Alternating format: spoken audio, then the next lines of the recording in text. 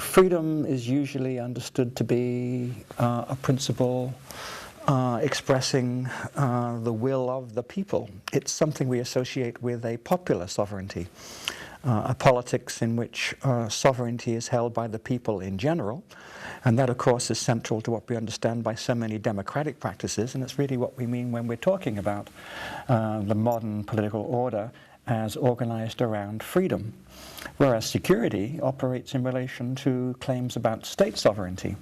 It's the duty of the state to give us some kind of security in which our freedoms might be possible.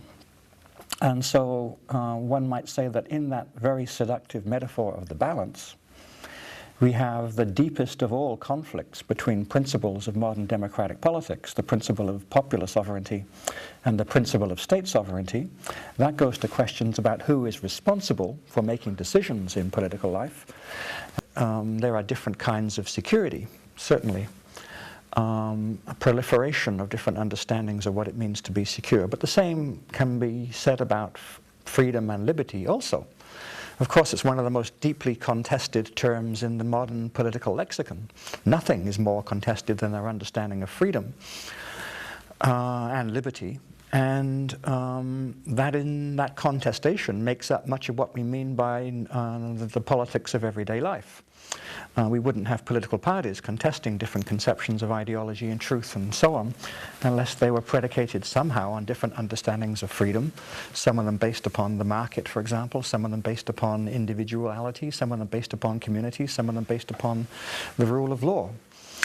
And so what we are getting, I think, in the move towards a multiplicity of boundary conditions is the increasing division, differentiation and legitimation practices at work within what we understand to be freedom. Some freedoms are more important than others, it seems, and it's not because we come to this conclusion as a result of democratic contestation, but because there are all kinds of practices emanating from the security services, amongst other places, which insist that some kinds of freedom are indeed freedom and some kinds of freedom are not really freedom.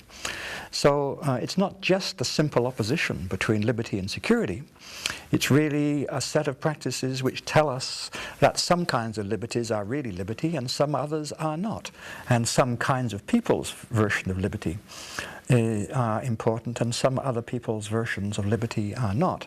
So it's the division and legitimation of the division, the authorization of that division going on within communities, within societies, which is at least as important as any simple distinction between liberty and security.